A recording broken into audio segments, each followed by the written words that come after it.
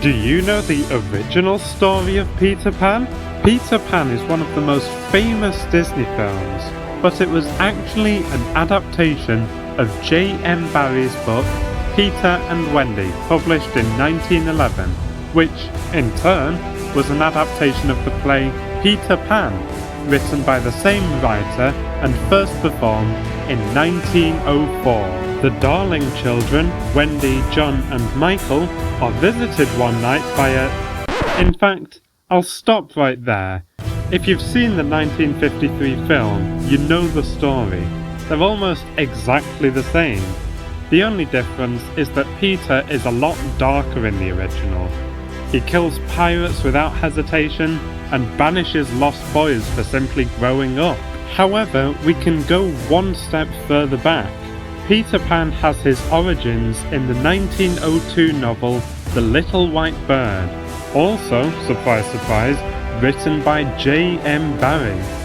In this version, Peter is a 1-week-old baby who, like all infants, used to be a bird, which is why he can fly.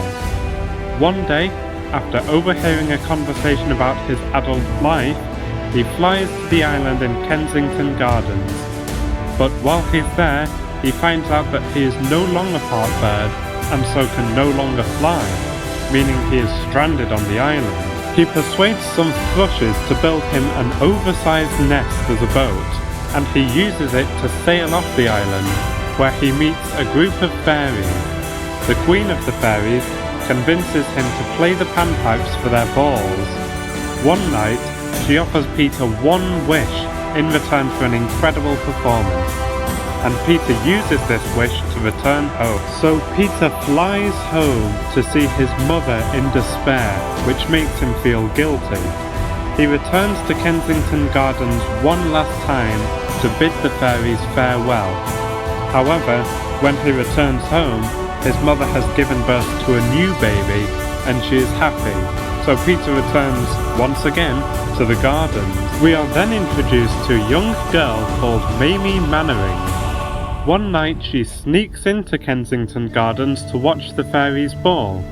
Peter and Mamie become good friends, and eventually Peter asks her to marry him. But she realizes that her mother will be missing her, so she returns home. Mamie never forgot Peter, and she sent him many gifts and letters, including an imaginary goat on which Peter rode around the gardens.